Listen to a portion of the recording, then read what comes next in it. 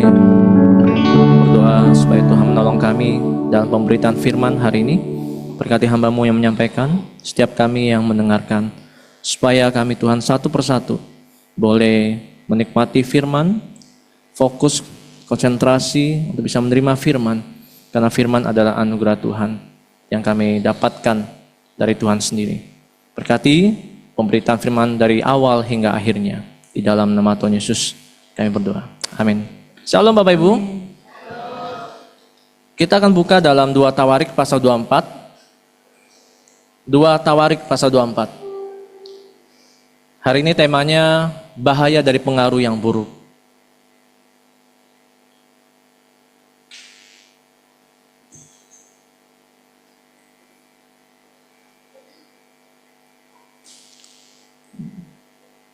Sudah dapat semua Bapak Ibu?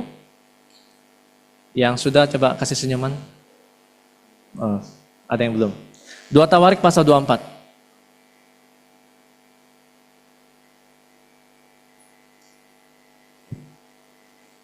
Kita akan baca ayat 1 sampai 3.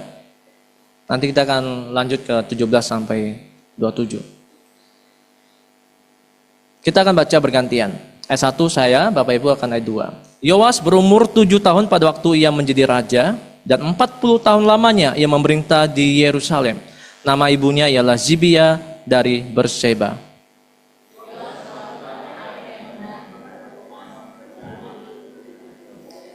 Yoyada mengambil 2 orang istri bagi dia, dari mereka ia mendapat anak laki-laki dan anak perempuan. Bapak Ibu ayat 17 langsung.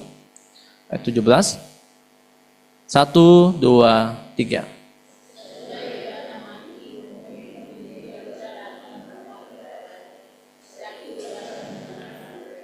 Mereka meninggalkan rumah Tuhan Allah nenek moyang mereka, lalu beribadah kepada tiang-tiang berhala dan patung-patung berhala. Oleh karena kesalahan itu, Yehuda dan Yerusalem tertimpa murka.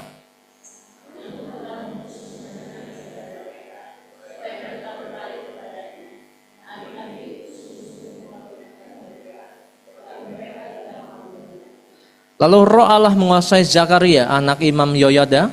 Ia tampil di depan rakyat dan berkata kepada mereka, "Beginilah firman Allah, mengapa kamu melanggar perintah-perintah Tuhan, sehingga kamu tidak beruntung? Oleh karena kamu meninggalkan Tuhan, Ia pun meninggalkan kamu."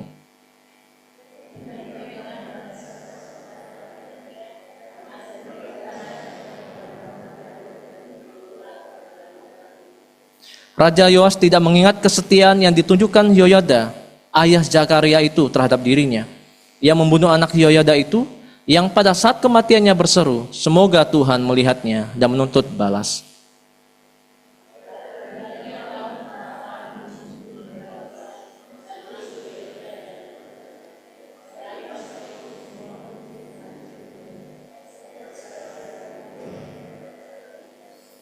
Walaupun tentara Aram itu datang dengan sedikit orang, namun Tuhan menyerahkan tentara yang sangat besar kepada mereka, karena orang Yehuda telah meninggalkan Tuhan, Allah nenek moyang mereka.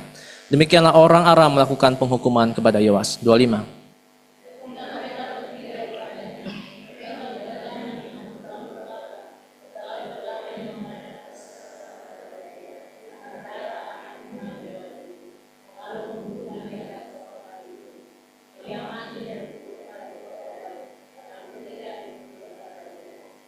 Mereka yang mengadakan persepakatan terhadap dia ialah Zabat, anak Simeat, perempuan Amon, dan Yozabat, anak Simrit, perempuan Moab.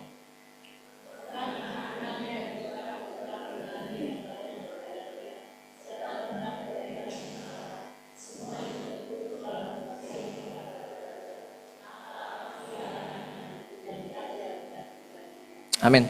Demikian pembacaan firman Tuhan. Berbahagialah setiap kita yang boleh membaca, merenungkan dan melakukannya dalam hidup kita sehari-hari. Bersabdalah Tuhan.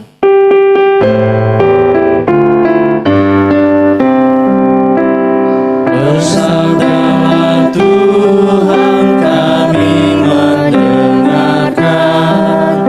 Bersabdalah Tuhan, kami mendengarkan.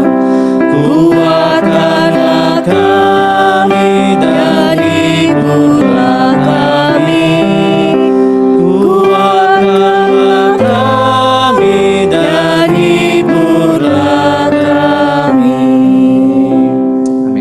vokasi, WL singer dan pemain musik untuk pelayanannya. Bapak Ibu sekalian, saya minta yang di Zoom, apakah bisa ditampilkan? Oke, puji Tuhan.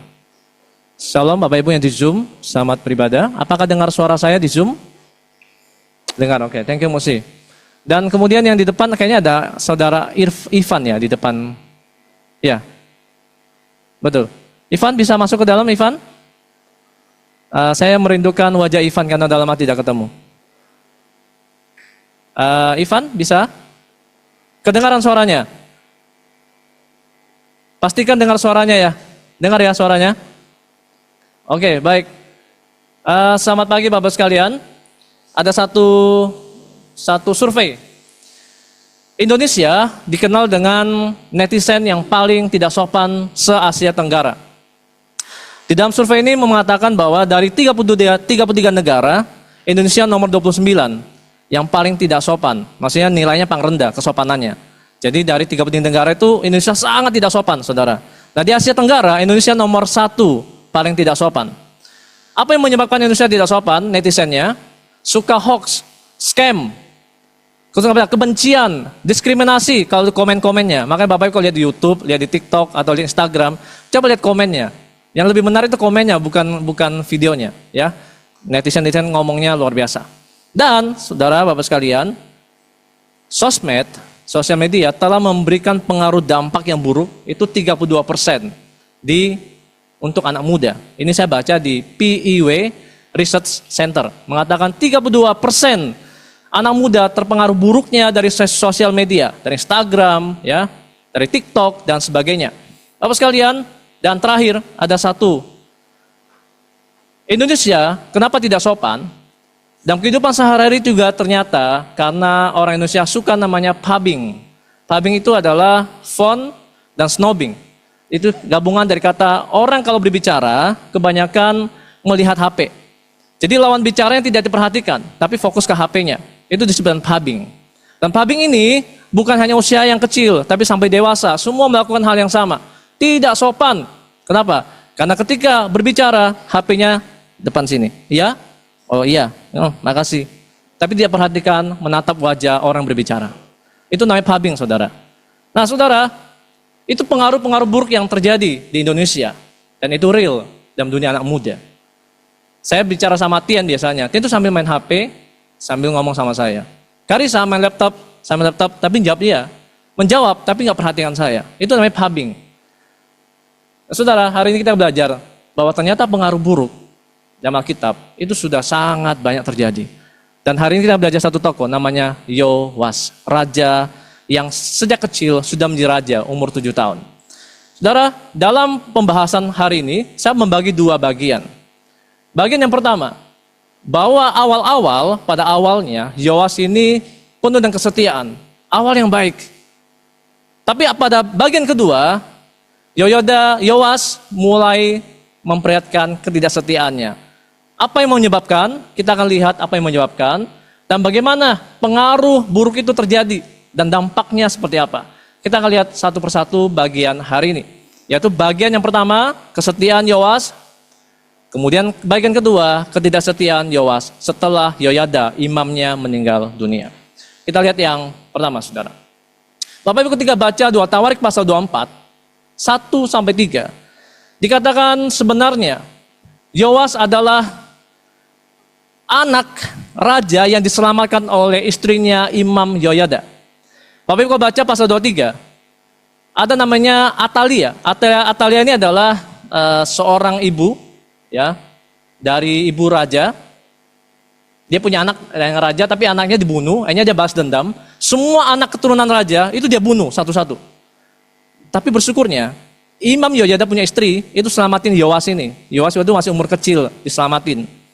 Bayi diselamatin lalu dipelihara, dirawat sampai 6-7 tahun. Nah pada umur 7 tahun lah si Imam Yoyada mengangkat Yowas untuk menjadikan raja Israel.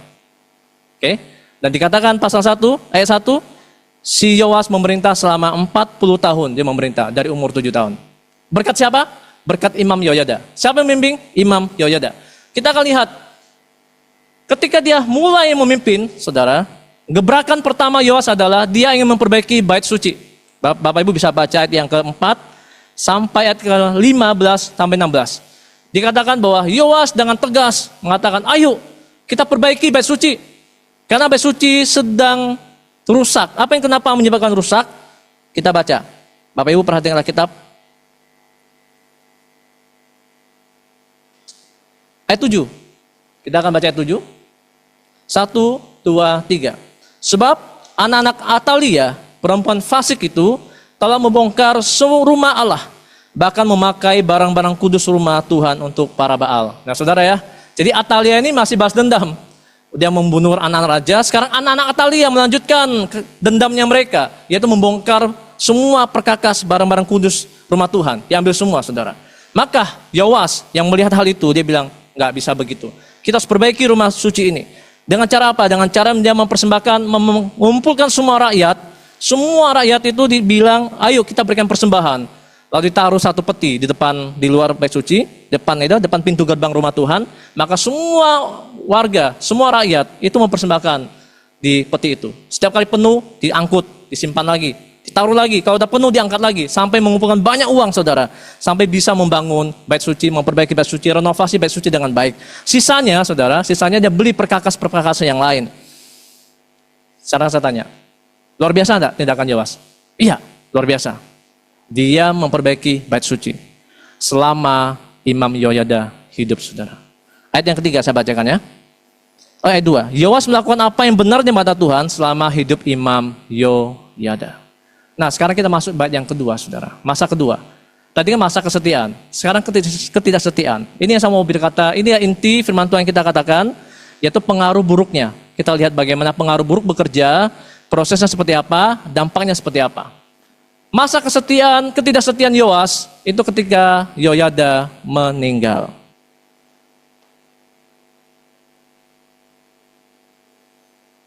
Ayat 17 itu mulai memperlihatkan bagaimana pengaruh buruk mulai masuk. Dikatakan apa ayat 17? Sesudah Yoyada mati, apa di situ?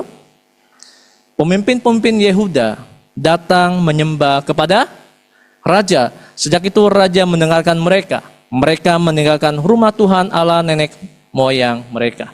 Saudara Bapak sekalian, perhatikan. Ternyata pengaruh buruk itu tidak terjadi secara frontal. Bisa next enggak? Jadi ada 3 bahaya pengaruh buruk saudara ya.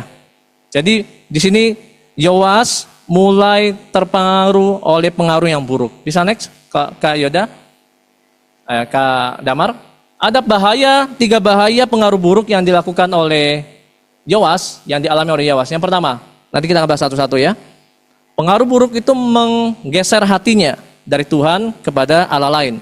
Yang kedua, pengaruh buruk itu mengeraskan hatinya. Jadi udah geser, makin keras hatinya. Kemudian terakhir, pengaruh buruk itu menghancurkan hidupnya Yoas. Kita lihat satu persatu bagaimana pengaruh buruk ini juga dampaknya ada di gereja kita juga bisa terjadi kehidupan sehari-hari kita. Yuk yang pertama, yang saya bilang tadi saudara, ternyata pengaruh buruk itu tidak datang secara frontal, tapi lewat tipuan halus. Apa tipuan halusnya? Pemimpin Yehuda sujud di depan raja. Maksudnya apa saudara? Apa maksudnya? Mencuri hati raja, menyembah raja, seakan-akan memberikan penghormatan kepada raja. Padahal di balik penyembahannya kepada raja ada maunya, yaitu apa? Supaya mengizinkan mereka tetap menyembah patung-patung berhala, menyembah Baal, saudara. Dan dampaknya adalah Yoas termakan dengan sanjungan dan penghormatan dari pemimpin Yehuda. Jadi saudara, kapan pengaruh buruk masuk? Ketika ada sesuatu yang kita anggap itu menyenangkan kita, sesuatu yang membuat kita tersanjung, hati-hati. Pengaruh buruk bisa masuk tanpa kita sadari. Halus banget pengaruh buruk masuk. Nah disitulah saudara akibatnya Yoas tidak sadar. Ketika dia termakan dengan penghormatan dari pemimpin Yehuda, dia bilang oke. Dan ayat 18, mereka meninggalkan rumah Tuhan. Ironis tidak?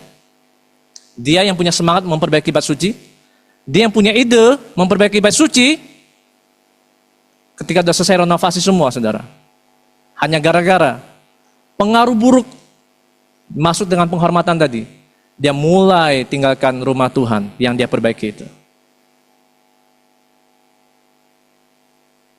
Mulai meninggalkan rumah Tuhan yang dia perbaiki itu, lalu apa? Menyembah berhala. Ironis gak sih, Bapak sekalian? Ironis. Pengaruh buruk itu menggeser hatinya. Awalnya hatinya kepada Tuhan, dia bilang, ayo kita perbaiki rumah Tuhan. Hatinya untuk Tuhan.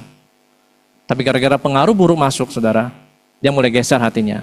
Kepada apa? Kepada apa? Kepada Baal. Kepada siapa? Kepada sanjungan manusia. Kepada apa? Kepada kehormatan manusia. Siapa di sini, saudara? Yang mengatakan bahwa saya kebal dengan pengaruh buruk. Gak mungkin saya bisa jatuh dalam pengaruh buruk. Saya punya iman yang kuat. Saya punya dasar yang kuat. Saudara, firman Tuhan mengatakan, kalau selama kita tidak berpaut hati kita kepada Tuhan, tidak menjaga hidup kita dengan firman Tuhan yang kokoh, maka kita sangat mudah sekali terpengaruh oleh pengaruh buruk. Dan ingat, cara kerja pengaruh buruk bekerja itu bukan secara frontal, tanpa terang-terangan. Dia masuk pelan-pelan, secara tidak sadar, kita sudah termasuk dalam jebakannya. Misalnya anak muda banyak hal bilang gini, teman-temannya bilang, bro, rokok tuh nggak dosa kok, rokok tuh nggak berbahaya kok. Coba satu kali aja, hisap satu kali, dicoba hisap. Nggak apa-apa kan? Iya sih nggak apa-apa. Mulai masuk. Katanya kamu laki-laki, coba, rokok itu menunjukkan kamu gentleman. Mulai hisap, saudara. Ketika mulai hisap, mulai masuk pengaruh itu. Masuk video porno. Dan segala macam. Pengaruh buruk apapun dalam hidup kita. Masuknya pelan-pelan dan halus. Iya enggak? Anak muda, gimana? Anak muda bisa ngomong kotor karena apa? Karena terlalu sering dengar ngomong kotor di sekolah. Lama-lama gak sadar, dia ikut ngomong juga. Kenapa anak muda nyontek di sekolah? Karena teman-temannya pada nyontek semua. Diajak kerjasama. Bilang apa? Dengan apa? Misi apa? Misi solidaritas. Ayolah bantu saya, karena kata teman saya, katanya kamu teman baik saya, bantulah, kasih jawaban. Pengaruh itu masuk pelan-pelan, saudara. Termasuk kita orang tua, Bapak sekalian, dalam ibadah. Satu kali gak datang ibadah. Ayo, gak usah ibadah, kita pergi sebentar, kita hangout sebentar. Satu kali, saudara. Lama-lama 2 kali, lama-lama 3 kali, lama-lama apa? Berkali-kali. Dan menjadi kebiasaan, tidak mau ibadah lagi. Kenapa? Karena pengaruh buruk itu masuk pelan-pelan. Nah, setelah tidak sadar, menggeserkan hati kita dari Tuhan kepada apa yang kita suka. Kita akan melihat fakta, saudara, bagaimana Yoas ini ternyata imannya hanya sebatas ketika ada yang mengawasi. Imam Yoyada adalah imam yang dari kecil, ya, Imam Yoyada yang dari Yoas dari kecil itu dibimbing oleh Imam Yoyada, dirawat, diarahkan, ya, kemudian diajarkan firman. Setiap keputusannya diawasi oleh Imam Yoyada. Dan selama ada Imam Yoyada, hidupnya baik-baik saja. Tapi yang terjadi adalah ketika Imam Yoyada meninggal, dia tidak ada lagi yang menjaga dia. Dia kehilangan arah moral dan rohaninya, Bapak sekalian. Sehingga apa? Ketika ada penasihat lain yang masuk yang tidak seperti Imam Yoyada, akhirnya dia terpengaruh buruk yang luar biasa. Sekarang pelajaran begini. Bapak sekalian, saya tidak tahu apakah Bapak Ibu hidupnya, selama hidupnya karena setia, karena ibadah, hanya karena seseorang, hanya karena hamba Tuhan, hanya karena orang tua, hanya karena siapapun kita ibadah karena seseorang, saudara, itu tidak kuat. Kalau orang itu sudah meninggal, pasti kita gampang terpengaruh untuk meninggalkan gereja ini. Sama Yoas, selama ada Imam Yoyada, dia setia. Tapi Imam Yoyada meninggal, dia tidak setia. Maka pelajarannya adalah yang pertama, pengaruh buruk menggeser hati. Untuk menjaga itu gimana? Yuk, kita bersetia bukan karena orang lain, tapi karena kita punya relasi pribadi dengan Tuhan. Amin. Kita punya relasi pribadi dengan Tuhan. Nah, masalahnya adalah Bagaimana dengan relasi kita dengan Tuhan? Apakah kita sungguh-sungguh mengasihi Tuhan atau tidak? Apakah kita mengenal Tuhan atau tidak? Siapa di sini anak muda kalau tidak ke gereja dimarahin orang tuanya? Coba angkat tangan. Kalau ada, orang tuanya bagus. Orang tuanya bagus. Kalau anaknya tidak ke gereja dimarahin. Siapa di sini? Coba anak muda yang hatinya yang tidak ke gereja dimarahin. Pak Mahendra dimarahin orang tua? Wow, puji Tuhan. Baik ya orang tuanya. Atau lagi yang anak tidak ke gereja dimarahin ada? Oh, orang tuanya nggak peduli. Orang tua diberikan tanggung jawab oleh Tuhan untuk ingatkan mereka anak-anak untuk fokusnya kepada Tuhan. Takut akan Tuhan, saudara. Jangan sampai ketika orang tua sudah meninggal, anak-anak kita berantakan. Anak-anak kita tinggalkan Tuhan. Anak-anak kita jadi ateis. Menjadi apapun lah yang mereka mau, saudara. Mungkin anak sekarang kelihatan taat. Karena apa? Karena ada orang tua. Karena ada yang ngawasi. Tapi bagaimana dan ketika kita sudah nggak ada? Bisa nggak kita menjamin mereka tetap setia? Nah, karena itu orang tua, coba setiap hari tanamkan firman kepada anak-anak kita. Biasakan waktu mesbah keluarga, sebelum tidur berdoa bersama-sama, tanamkan firman kepada anak kita. Karena anak kita nggak bisa bergantung kita selamanya kok, nggak bisa. Ada waktunya anak kita akan mandiri, ada waktunya anak kita akan merantau keluar pulau, keluar kota. Kalau sejak awal tidak dibekali oleh firman, mereka gampang dirusak oleh pengaruh buruk itu. Ya, gampang tergeser hatinya. Tapi ingat, pengaruhnya halus banget. Yang kedua, saudara, setelah orang yang terpengaruh buruk, yang hatinya bergeser tadi, lama-lama akan mengeras hatinya. Yoas begitu, saudara. Yang nomor dua. Nomor dua, pengaruh buruk yang dirasakan oleh Yoas, yang pertama menggeser hatinya, sekarang mulai apa? Mengeraskan hatinya, mulai keras, makin keras, saudara. Semakin menikmati dosanya, semakin menikmati apa yang dilakukan sekarang. Dia bebas, tidak ada lagi Imam Yoyada, tidak ada lagi menegur dia. Waktu itu, tetapi firman Tuhan dikatakan setelah itu Tuhan menegur, Tuhan memanggil, mengutus nabi-nabi, ayat 19. Nabi Tuhan mengutus nabi-nabi kepada mereka supaya mereka berbalik kepadanya. Tapi apa? Nabi-nabi itu sungguh-sungguh memperingatkan mereka. Tetapi apa? Mereka tidak mau mendengarkannya. Bayangin, semakin keras hatinya, semakin menolak teguran firman. Ketika ada firman disampaikan lagi nggak mau dengar. Itu orang yang terpengaruh pengaruh buruk. Yang pertama tergeser hatinya, lama-lama makin keras hatinya, makin keras, makin keras. Firman Tuhan diberitakan nggak mau terima, nggak mau dengar. Masuk telinga kanan, keluar telinga kiri. Orang tua bilang ke gereja, nggak mau dengar. Orang tua bilang berdoa, nggak mau berdoa. Kenapa? Karena hatinya sudah keras. Pengaruh buruk itu merusak kita, membuat hati kita makin melawan Tuhan, makin melawan otoritas kebenaran, saudara. Kita lihat bagaimana Yoas berubah menjadi sangat keras hatinya. Dan itu drastis, perubahan itu cepat sekali, saudara. Dari yang setia, tiba-tiba menjadi tidak setia. Bukan hanya tidak setia, dia menjadi orang yang sadis, membunuh orang. Kita lihat bagaimana prosesnya, dan itu membuat saya bilang, wow, pengaruh buruk itu luar biasa, rusaknya. Sampai hatinya keras. Ayat 20, lalu roh Allah menguasai Zakaria, anak Imam Yoyada. Ia tampil depan rakyat dan berkata kepada mereka, beginilah firman Allah, mengapa kamu melanggar perintah-perintah Tuhan, sehingga kamu tidak beruntung? Oleh karena kamu meninggalkan Tuhan, ia pun meninggalkan kamu. Tetapi mereka mengadakan persepakatan terhadap dia, yaitu apa? Dan atas perintah raja, mereka melontari dia dengan batu di pelataran rumah Tuhan. Saudara, perhatikan Yoas. Yoas kok bisa berubah drastis ya? Tadi nabi-nabi Tuhan sudah utus, ditolaknya. Sekarang mungkin pikir Tuhan, oke lah, kirim satu yang paling dekat dengan dia, yaitu apa? Anak Imam Yoyada, bernama Zakaria. Kan Imam Yoyada kan adalah orang yang berperan besar kepada Yoas, yang menolong Yoas dari kecil sampai 40 tahun memerintah.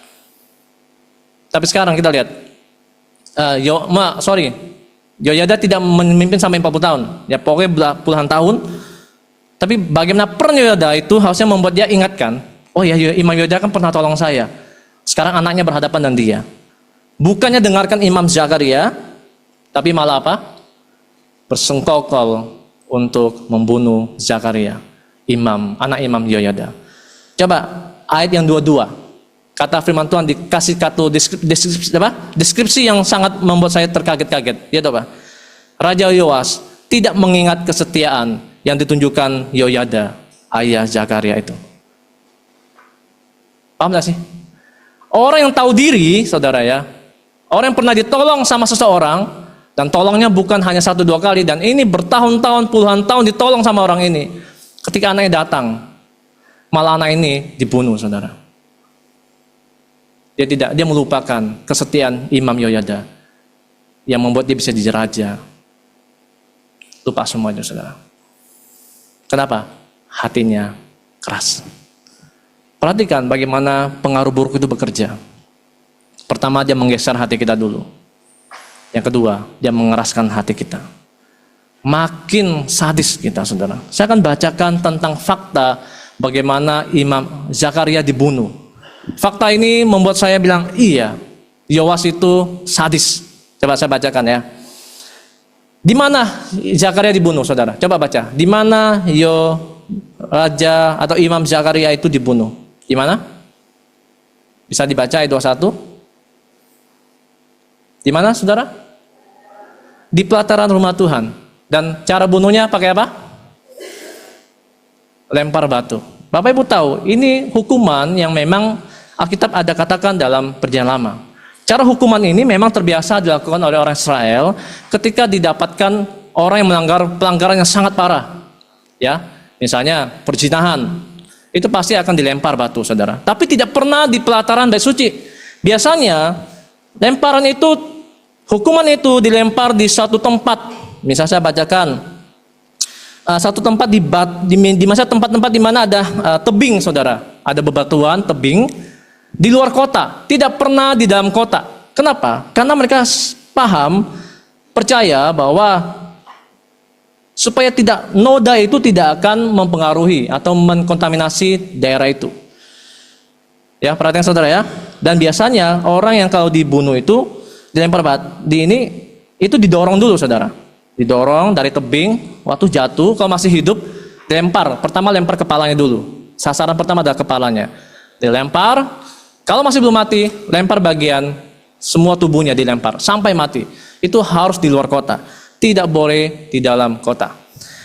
Tapi menariknya, Zakaria dibunuh sengaja, dilemparkan di dalam pelataran Bait Tuhan. Artinya apa? Artinya Yoas tidak lagi menghargai Bait Suci.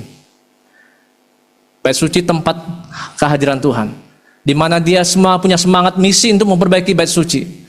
Sekarang dia sendiri meninggalkan Bait Suci, bukan hanya meninggalkan Bait Suci, tapi menodai Bait Suci. Menghukum Zakaria, lempari di Bait Suci. Padahal biasanya lemparan batu itu pasti di luar kota, nggak pernah dalam kota, apalagi dalam Bait Suci, saudara. Perhatikan betapa kerasnya Yoas berubah menjadi sadis. Ada satu penafsir bilang apa?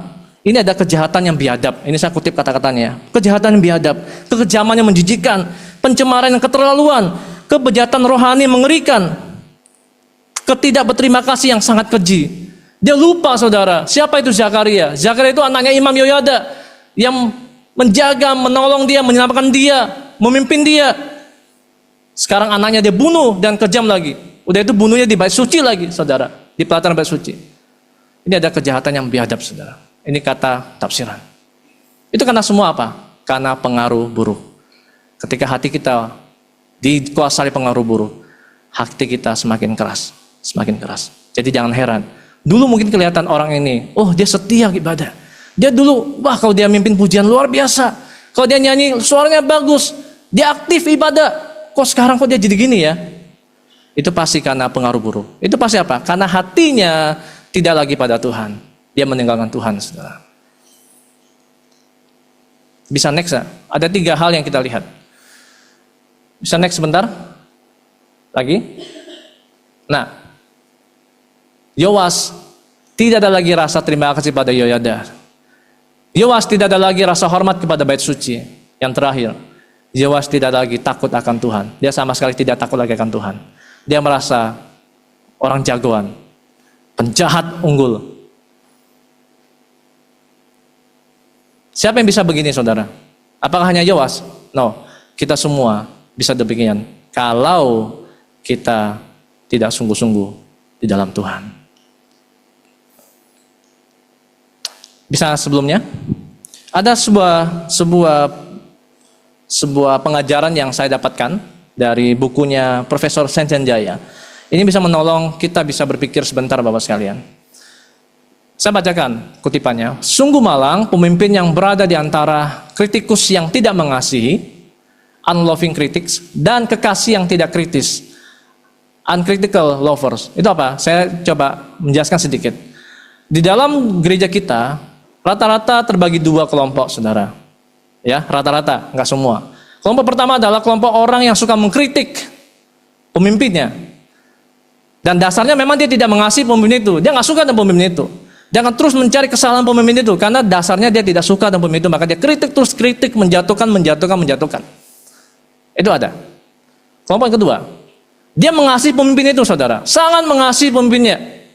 Saking mengasihinya, dia tidak lagi objektif. Tidak lagi objektif. Dia tidak lagi berani menegur pemimpinnya. Tidak berani memberikan masukan pada pemimpinnya. Saking mengasihinya. Ini juga sama-sama tidak baik. Dua kelompok ini sama-sama tidak baik, saudara. Ada kelompok yang suka mengkritik karena tidak mengasihi pemimpinnya, juga tidak baik. Yang kedua, mengasihi pemimpinnya tapi dia memberikan masukan, itu juga tidak baik. Dua-duanya merusak. Nah, Yoas terpengaruh oleh kelompok yang mana, saudara?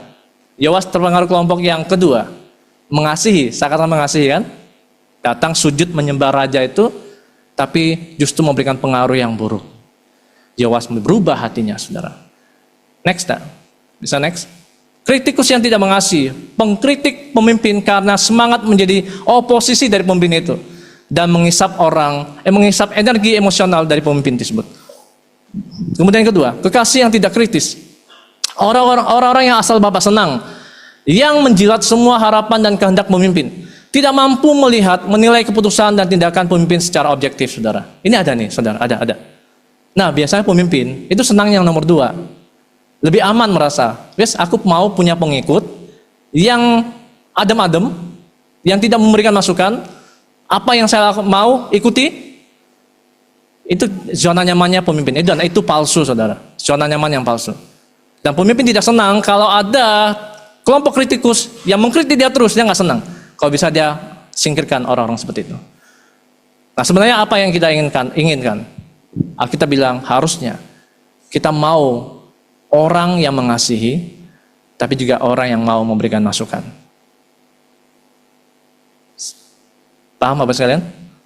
Biar kita menjadi orang Kristen, jemaat misi Aletheia, yang mengasihi pemimpin kita, mengasihi gembala kita, mengasihi semua hamba Tuhan kita, tapi juga yang berani memberikan masukan kepada pemimpin kita. Yoas termakan oleh kelompok yang kedua. Mengasihi mereka, tapi justru menjerumuskan dia jatuh dalam dosa. Ketika Zakaria datang sebagai orang yang mengasihi dia, orang yang ingin menegur dia tolak, saudara. Zakaria datang sebagai orang yang berusaha supaya dia bertobat, supaya dia kembali kepada Tuhan, tapi dia nggak mau dengar. Dan akhirnya apa? Dia jatuh dan hancur hidupnya. Yang terakhir, saudara, nomor 3, pengaruh buruk bukan hanya menggeserkan hati kita, pengaruh buruk bukan hanya mengeraskan hati kita, tapi terakhir, pengaruh buruk itu menghancurkan hidup kita. Kita lihat bagaimana terjadi akhir hidupnya Yoas. Ayat 23. Pada pergantian tahun tentara Aram maju menyerang Yoas dan masuk ke Yehuda dan Yerusalem. Dari bangsa itu semua pemimpin habis dibunuh mereka, dan segala jarahan dikirim kepada raja negeri Damsyik. Walaupun tentara Aram itu datang dengan sedikit orang, namun Tuhan menyerahkan tentara yang sangat besar kepada mereka, karena orang Yehuda telah meninggalkan Tuhan Allah nenek moyang mereka. Demikianlah orang Aram melakukan penghukuman kepada Yoas. Ketika mereka pergi daripadanya, mereka meninggalkannya dengan luka-luka berat. Pegawai-pegawainya mengadakan persepakatan terhadap dia karena darah anak Imam Yoyada itu, lalu membunuhnya di atas tempat tidurnya. Ia mati dan dikuburkan di kota Daud, tetapi tidak di pekuburan raja. Saudara, akhir hidupnya gimana? Akhir hidupnya negara itu diserang oleh Aram, semua barang-barang yang dia bangun dia jarah semua oleh orang Aram, dan kemudian dia luka. Walaupun dia bebas dari pembunuhan itu, saudara, dari serangan Aram, tapi dia tidak bebas dari pembunuhan pegawainya. Ketika dia penuh dengan luka-luka, dia perlu mau istirahat. Waktu di tempat tidurnya lagi mau istirahat karena masih banyak lukanya, ada 2 pegawai diam-diam membunuh si Yoas. Mati, saudara, di tempat. Dan kemudian pengkuburannya tidak di dalam area kuburan raja-raja. Apa sih informasi ini kenapa diperlihatkan? Karena kontras dengan Yoyada. Kita lihat ayat seatasnya. Bentar, kita lihat atasnya. Kita lihat ayat yang ke-15, saudara. 15 dan 16. Oke, kita baca 15 16. 1, 2, 3. Yoyada menjadi tua dan lanjut umur, lalu matilah ia 130 tahun umurnya ketika ia mati. Kemudian ia dikuburkan di kota Daud, di samping raja-raja, karena perbuatan-perbuatannya yang baik di Israel terhadap Allah dan rumahnya. Imam Yoyada bukan raja, tapi waktu dia mati dikuburkan di raja-raja. Yoas itu raja, tapi waktu mati dikuburkan bukan di daerah raja-raja. Kenapa? Karena hidupnya sudah meninggalkan Tuhan. Hidupnya hancur dan penuh aib. Air hidupnya sangat memalukan, saudara. Udah dibunuh oleh pegawainya, dan dia juga bahkan dikuburkan di tempat yang tidak terhormat. Untuk raja loh ya. Dan tidak ada yang menangisi, berkabung atas kematiannya, saudara. Hidupnya hancur. Kenapa? Karena pengaruh buruk. Karena meninggalkan Tuhan. Apakah kita semua ada kesempatan untuk berubah? Ada, saudara. Tuhan berikan kesempatan untuk kita bertobat. Pagi hari ini firman Tuhan diingatkan, bukan untuk menakut-nakuti Bapak Ibu sekalian, tapi itu sebagai peringatan bahwa pengaruh buruk itu nyata. Pengaruh buruk itu masih ada.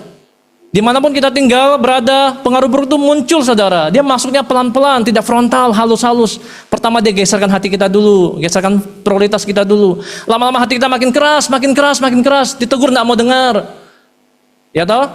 Firman Tuhan disampaikan tidak mau dengar. Ngelawan, saudara. Kemudian apa? Ujung-ujungnya apa? Orang yang tidak mau dengar firman Tuhan, yang tidak mau ditegur oleh firman Tuhan, pasti hidupnya akan hancur. Mazmur pasal 1 yang tadi dibaca tadi, berbahagialah orang yang tidak mengikuti nasihat orang fasik, berjalan di orang fasik, pencemooh, tapi kesukaannya ialah merenungkan Taurat itu siang dan malam. 1 Korintus pasal 15 ayat 33 dikatakan, pergaulan yang buruk dapat merusak kebiasaan yang baik. Saudara, apakah kita mau kembali menjaga hidup kita dengan firman Tuhan? Apakah kita mau menjaga hidup kita supaya tidak jatuh dalam pengaruh buruk itu? Jawabannya gampang, simpel. Yang menjaga kita adalah Tuhan dan firman-Nya. Karena itu nikmati relasi kita dengan Tuhan, nikmati firman Tuhan. Karena firman Tuhan sebagai filter, sebagai yang menjaga kita, saudara. Saya tutup dengan satu tokoh. Bapak Ibu tahu ya tokoh ini? Charlie Kirk yang ditembak mati di mana? Di lehernya. Kenapa ditembak mati, saudara? Saya waktu baca yang saya kirim di majelis, dikatakan dia memang seorang anak Tuhan yang mengasihi Tuhan, dia di gereja Injili. Dia punya semangat yaitu bagaimana Amerika harus kembali kepada kebenaran Alkitab. Dia pro-life, dia tidak suka dengan aborsi, dia menolak aborsi, dia menolak LGBT, dia menolak berbau yang melawan Alkitab. Dia bilang kita harus kembali kepada Alkitab. Dan dia biasanya menggunakan apa? Prove me wrong. Coba buktikan kalau saya memang salah. Jadi dia berdebat secara di area terbuka.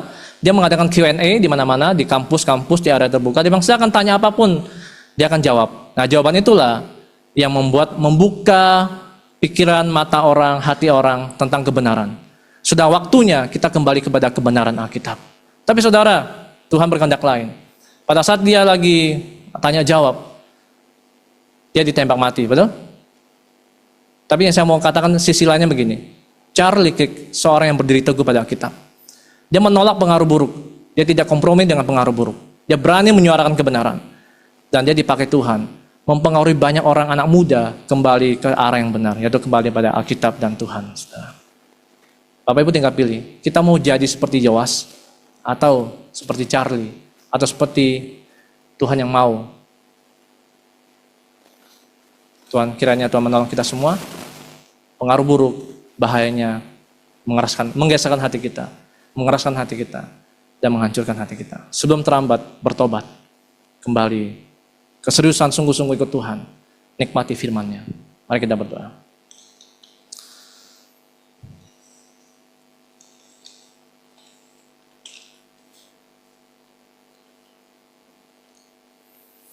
Bapa kami surga, terima kasih Tuhan, firman Tuhan sudah disampaikan hari ini. Pagi hari ini kami sudah mendengarkan bagaimana kisah Yoas yang awalnya sangat baik, namun berakhir hidupnya dengan tidak baik. Itu semua karena pengaruh buruk. Itu semua karena dia meninggalkan Tuhan. Tuhan, hari ini kami diingatkan bahwa pengaruh buruk itu nyata dan masih terjadi di lingkungan kami, di tempat kerja kami, di sekolah kami, di kampus kami, dimanapun kami berada. Pengaruh buruk itu nyata.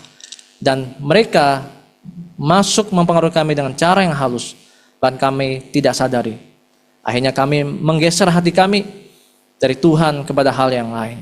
Kemudian hati kami makin keras dan melawan Tuhan, melawan otoritas firman, dan tidak mau lagi ditegur oleh firman. Dan akhirnya hidup kami hancur oleh karena pengaruh buruk itu.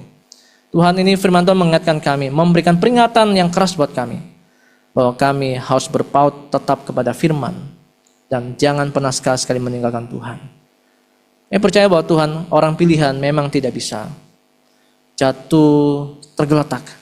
Karena itu ini menjadi peringatan buat kami untuk mensyukuri bahwa Tuhan akan menolong dan memberikan kekuatan untuk bisa melawan pengaruh buruk. Dan kami belajar untuk taat, mengikuti setiap program gereja. Kami mau belajar taat terhadap pemimpin kami. Kami belajar taat untuk mengikuti setiap kegiatan gereja dan juga taat untuk membaca firman Tuhan. Karena itu cara itulah yang menolong kami bisa melawan pengaruh-pengaruh buruk yang akan kami hadapi tahun-tahun ke depan ini. Terima kasih Bapak, berkati kami satu persatu. Berkati hamba-Mu juga yang menyampaikan, supaya juga hamba-Mu diberikan kekuatan untuk bisa melawan pengaruh yang buruk. Dan setiap jemaat satu persatu juga Tuhan berkati. Jika di antara kami yang saat ini sudah terjerumus dalam pengaruh yang buruk, Tuhan, tolong kami. Lepaskan kami dari pengaruh buruk itu. Mampukan kami bisa lepas. Dan kami mau berubah. Dan kami mau kembali kepada Tuhan. Tuhan Yesus, kami berdoa untuk persiapan pentabisan hamba Tuhan. Dan juga ulang tahun gereja yang ke-24. Berdoa Tuhan, semua persiapan, semua biaya yang diperlukan Tuhan cukupkan, Tuhan sediakan. Juga Tuhan berdoa untuk tim dari MPS yang akan datang. Tuhan juga berkati perjalanan mereka, sehingga acara pentabisan dan ulang tahun berjalan dengan baik dan Tuhan dipermuliakan. Kami juga berdoa Tuhan, di tengah-tengah ibadah kami teringat setiap saudara kami yang saat ini sedang sakit. Kami berdoa juga untuk proses pemulihan Ibu Mona. Bersyukur di mana ada kemajuan dan saat ini masih dalam proses pemulihan. Tuhan terus berkati. Oma Rosi, Oma Hari, Tasya, Bapak Rudi, papanya Ibu Ana. Tuhan berkati hamba-hamba-Mu ini Tuhan. Tuhan jamah segala penyakit yang mereka, Tuhan mengasihi mereka, Tuhan menjaga mereka, Tuhan sangat memperhatikan mereka. Saya berdoa supaya anak-anak mereka, keluarga mereka juga ikut mendukung, memperhatikan mereka. Kami serahkan hidup mereka dalam tangan Tuhan. Tuhan akan menjaga dan menyembuhkan mereka. Dan Tuhan, kami juga berdoa untuk setiap hamba-Mu yang berulang tahun. Kami berdoa untuk Ibu Silvana, 12 September, Aneska Bikalitia, 13 September, Bapak Ramlan Sitohang, 14 September. Berdoa ketiga hamba-Mu Tuhan, supaya bertambah usia, bertambah pula iman mereka. Semangat mereka untuk mengikuti Tuhan.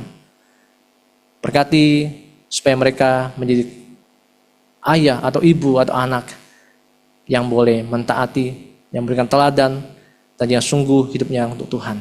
Berkati pekerjaan mereka, studi mereka, kesehatan. Tuhan berkati.